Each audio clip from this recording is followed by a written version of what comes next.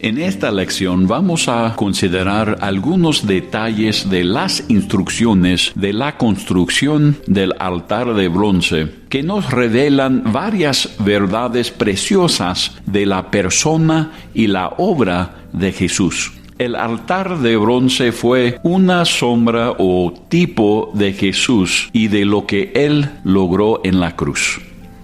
Escuchemos la lectura de Éxodo, el capítulo 27 y los versos 1 al 8. Éxodo, el capítulo 27 y los versos 1 al 8. Harás también un altar de madera de acacia, de 5 codos de longitud y de 5 codos de anchura. Será cuadrado el altar, y su altura de 3 codos. Y le harás cuernos en sus 4 esquinas. Los cuernos serán parte del mismo, y lo cubrirás de bronce. Harás también sus calderos para recoger la ceniza, y sus paletas, sus tazones, sus garfios y sus braseros. Harás todos sus utensilios de bronce, y le harás un enrejado de bronce de obra de rejilla, y sobre la rejilla harás 4 anillos de bronce a sus 4 esquinas. Y la pondrás dentro del cerco del altar abajo, y llegará a la rejilla hasta la mitad del altar. Harás también varas para el altar, varas de madera de acacia, las cuales cubrirás de bronce, y las varas se meterán por los anillos, y estarán aquellas varas a ambos lados del altar cuando sea llevado. Lo harás hueco de tablas, de la manera que te fue mostrado en el monte, así lo harás. Por estudiar los detalles del altar, podemos aprender mucho del carácter de Cristo y el sacrificio de sí mismo en la cruz. No soy de los que ponen mucho énfasis en el significado simbólico de los números. Creo que muchos han abusado del uso de números para defender ciertos puntos de doctrina. Sin embargo, la Biblia claramente da un significado simbólico a algunos números, pero eso no quiere decir que debemos buscar un significado simbólico en cada número. Si procuramos dar a cada número un significado simbólico, puede resultar en una interpretación forzada de la Biblia, que no es provechosa, sino dañosa. No obstante, algunos números claramente tienen significado simbólico en la Biblia. El número 7, por ejemplo, es uno de los números que claramente se usan a menudo de manera simbólica. Es el número de la perfección divina. El número 5 muchas veces se usa en el contexto conectado con una demostración de la gracia de Dios. 5 es un número prominente en las medidas del tabernáculo y sus muebles. La provisión del tabernáculo ciertamente fue una demostración de la gracia de Dios a Israel. El altar fue cuadrado, 5 codos por 5 codos. La cruz, a la cual señalaba el altar, era una clara manifestación de la gracia de Dios. Así leemos en Juan el capítulo 1 y los versos 14 al 17.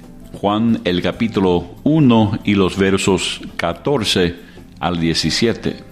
Y aquel Verbo fue hecho carne, y habitó entre nosotros, y vimos su gloria, gloria como del unigénito del Padre, lleno de gracia y de verdad. Juan dio testimonio de él, y clamó diciendo: Este es de quien yo decía, el que viene después de mí, es antes de mí, porque era primero que yo. Porque de su plenitud tomamos todos, y gracia sobre gracia. Pues la ley por medio de Moisés fue dada, pero la gracia y la verdad vinieron por medio de Jesucristo.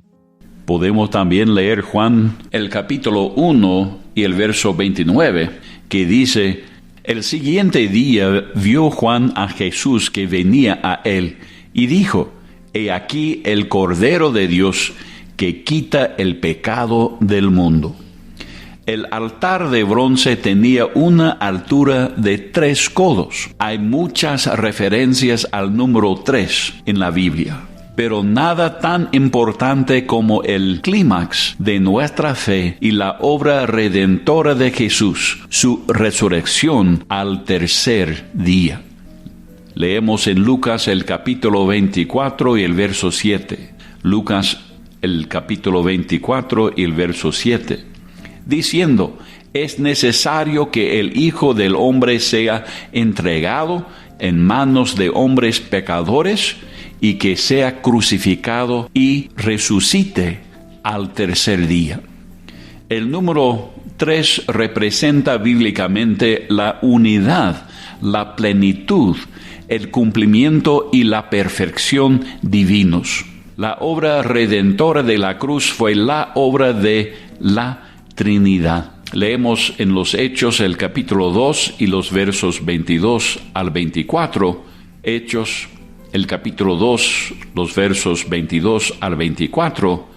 Varones israelitas, oíd estas palabras. Jesús Nazareno, varón aprobado por Dios entre vosotros con las maravillas, prodigios y señales que Dios hizo entre vosotros por medio de él, como vosotros mismos sabéis. A este, entregado por el determinado consejo y anticipado conocimiento de Dios, prendisteis y matasteis por manos de inicuos, crucificándole, al cual Dios levantó sueltos los dolores de la muerte, por cuanto era imposible que fuese retenido por ella. La muerte y la resurrección de Jesús fueron por el determinado consejo y anticipado conocimiento de la Trinidad. El altar de bronce fue una sombra de su sacrificio.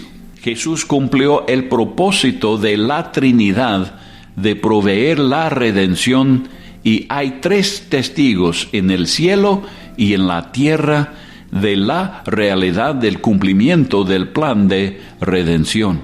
Leemos en 1 Juan el capítulo 5 y los versos 6 al 12.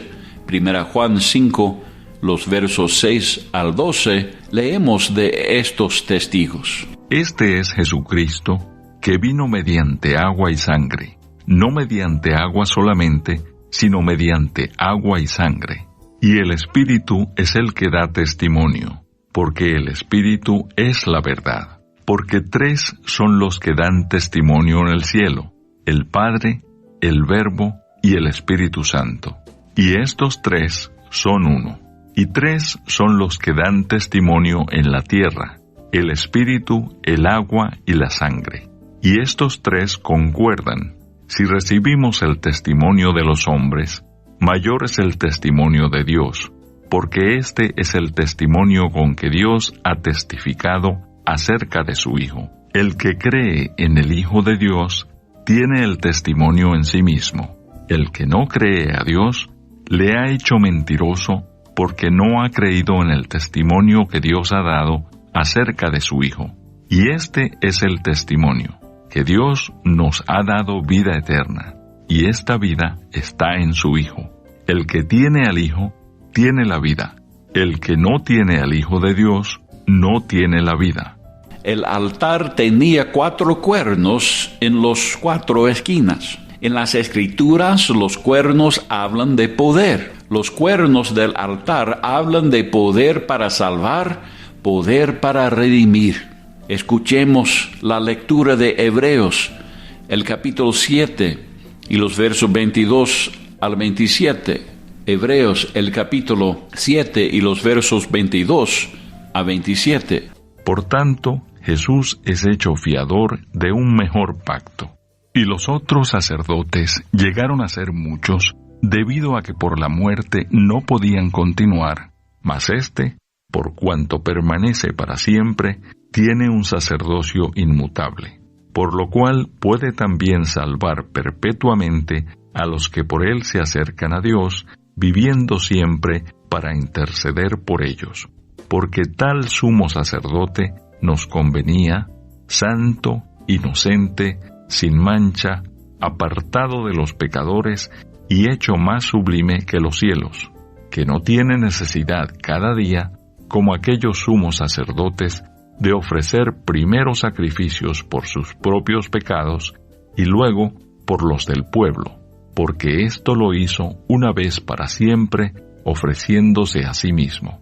Las 4 esquinas representan que el sacrificio de Jesús en la cruz tiene poder para salvar a todos. La eficacia del sacrificio de Jesús de redimir al hombre alcance a cada esquina del mundo y es suficiente para salvar a cualquiera.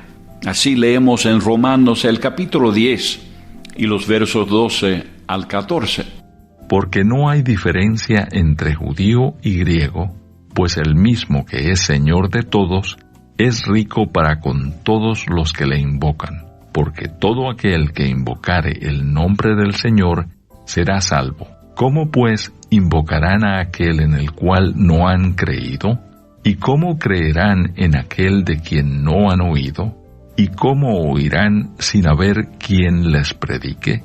También leemos en Colosenses el capítulo 1 y los versos 19 al 21 estas palabras. Colosenses el capítulo 1 y los versos 19 al 21. Por cuanto agradó al Padre que en él habitase toda plenitud, y por medio de él reconciliar consigo todas las cosas, así las que están en la tierra como las que están en los cielos, haciendo la paz mediante la sangre de su cruz. Y a vosotros también, que erais en otro tiempo extraños y enemigos en vuestra mente, haciendo malas obras, ahora os ha reconciliado. Fue un uso muy práctico para los cuernos. Se usaban para atar los sacrificios al altar. Así leemos en el Salmo 118 y el verso 27. El Salmo 118 y el verso 27. Jehová es Dios y nos ha dado luz. Atad víctimas con cuerdas a los cuernos del altar. ¿Qué ató a nuestro Señor a la cruz? ¿Clavos? Jesús pudo haber llamado a 10 legiones de ángeles para librarlo de la cruz. Clavos no fueron suficientes para mantener a Jesús en la cruz. Leemos en la Biblia de 4 cosas que tuvieron poder para hacer a Jesús quedarse en la cruz. Primero leemos en Gálatas 2:20, que el amor ató a Jesús a la cruz. Gálatas 2:20. Con Cristo estoy juntamente crucificado, y ya no vivo yo, mas vive Cristo en mí. Y lo que ahora vivo en la carne, lo vivo en la fe del Hijo de Dios, el cual me amó y se entregó a sí mismo por mí. Así leemos también en Efesios del amor de Cristo, que lo ató en la cruz. Efesios el capítulo 5 y los versos 1 y 2. Efesios el capítulo 5 y los versos 1 y 2. Sed pues imitadores de Dios como hijos amados, y andad en amor, como también Cristo nos amó y se entregó a sí mismo por nosotros, ofrenda y sacrificio a Dios en olor fragante. Otra vez leemos en Apocalipsis, el capítulo 1 y los versos 5 y 6 del amor de Cristo, que lo ató en la cruz. Apocalipsis 1, el capítulo 5 y 6. Y de Jesucristo el testigo fiel, el primogénito de los muertos y el soberano de los reyes de la tierra, al que nos amó y nos lavó de nuestros pecados con su sangre, y nos hizo reyes y sacerdotes para Dios su Padre. A Él sea gloria e imperio por los siglos de los siglos. Amén. La segunda cosa que ató a Jesús a la cruz es la obediencia a la voluntad de su Padre. Escuchemos la lectura de Filipenses, el capítulo 2 y los versos 8 a 11, Filipenses 2 y los versos 8 al 11. Y estando en la condición de hombre, se humilló a sí mismo, haciéndose obediente hasta la muerte, y muerte de cruz, por lo cual Dios también le exaltó hasta lo sumo, y le dio un nombre que es sobre todo nombre, para que en el nombre de Jesús se doble toda rodilla de los que están en los cielos, y en la tierra, y debajo de la tierra, y toda lengua confiese que Jesucristo es el Señor, para gloria de Dios Padre. La tercera cosa que ató a Jesús a la cruz es el celo por la casa de su Padre, el celo de hacer la voluntad del Padre. Así leemos en Juan, el capítulo 2 y los versos 17 al 22. Juan, el capítulo 2 y los versos 17 al 22. Entonces se acordaron sus discípulos que está escrito: el celo de tu casa me consume. Y los judíos respondieron y le dijeron: ¿qué señal nos muestras, ya que haces esto? Respondió Jesús y les dijo: destruid este templo, y en 3 días lo levantaré.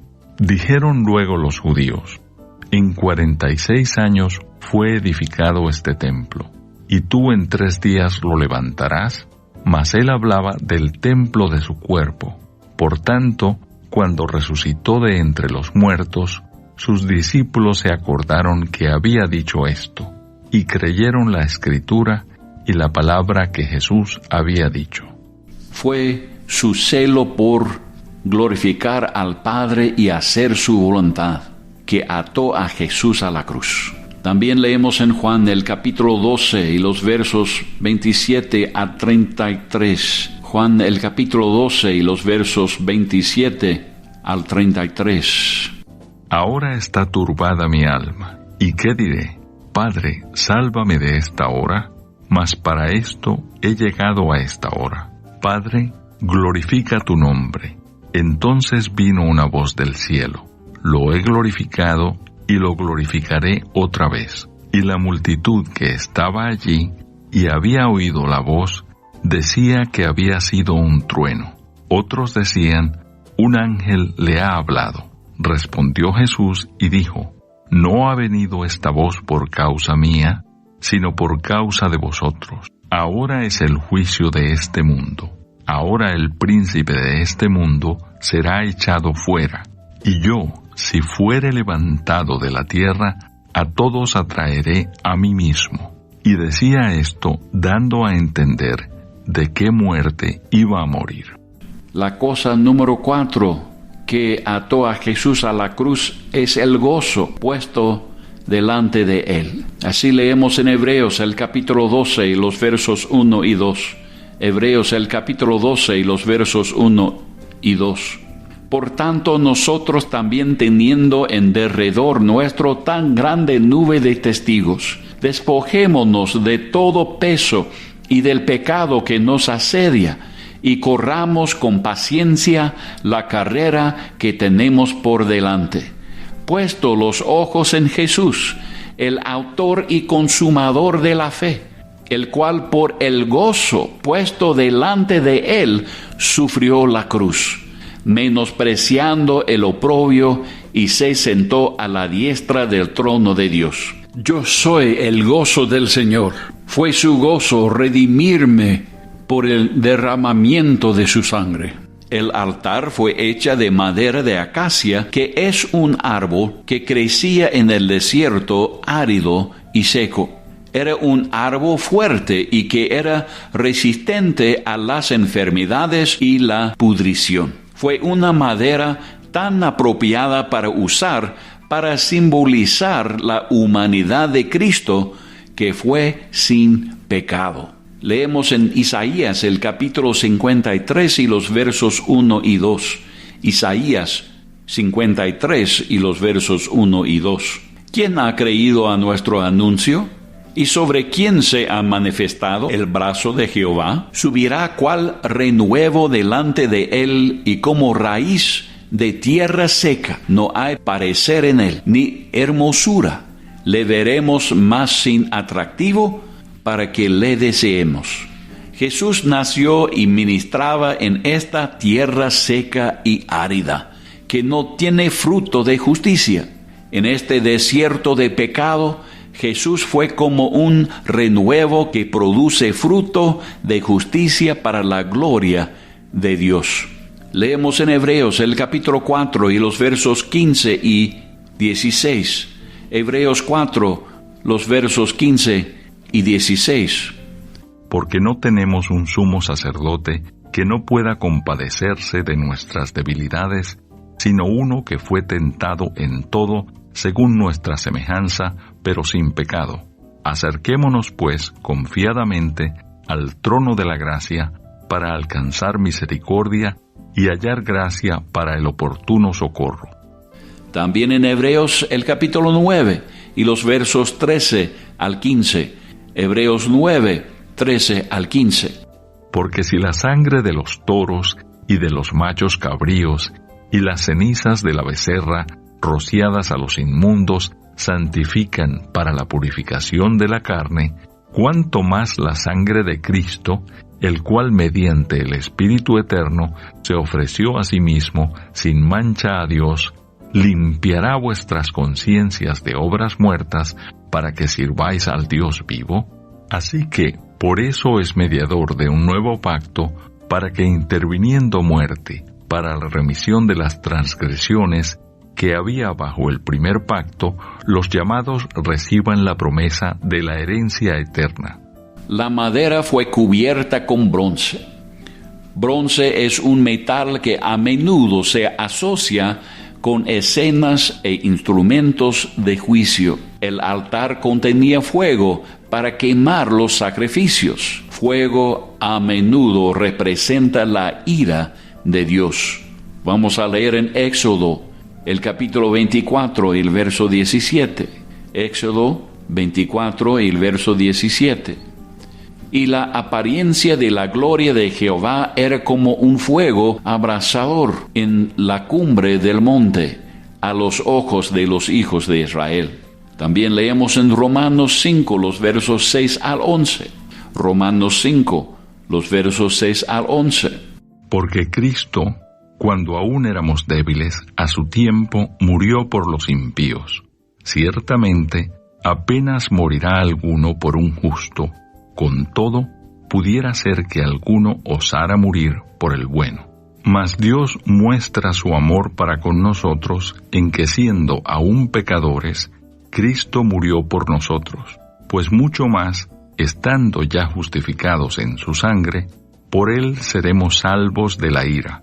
Porque si siendo enemigos fuimos reconciliados con Dios por la muerte de su Hijo, mucho más, estando reconciliados, seremos salvos por su vida. Y no solo esto, sino que también nos gloriamos en Dios por el Señor nuestro, Jesucristo, por quien hemos recibido ahora la reconciliación. Y otra escritura más en 1 Tesalonicenses, el capítulo 5 y los versos 9 y 10. 1 Tesalonicenses, el capítulo 5 y los versos 9 y 10. Porque no nos ha puesto Dios para ira, sino para alcanzar salvación por medio de nuestro Señor Jesucristo, quien murió por nosotros, para que ya sea que velemos o que durmamos, vivamos juntamente con Él. La ira de Dios por mi pecado se derramó sobre su Hijo en la cruz. Gracias a Dios por el altar del holocausto, donde el Cordero de Dios fue inmolado para quitar el pecado del mundo. El altar tenía 4 anillos con 4 varas puestas por los anillos para poder llevar el altar de un lugar al otro. Nosotros los creyentes debemos llevar el mensaje de la cruz a donde vamos y estar dispuestos a sufrir el oprobio de asociarnos con el Cristo de la cruz. Jesús dijo en Mateo el capítulo 10 y los versos 38 y 39. Mateo el capítulo 10, los versos 38 y 39. Y el que no toma su cruz y sigue en pos de mí, no es digno de mí. El que haya su vida, la perderá, y el que pierde su vida por causa de mí, la hallará.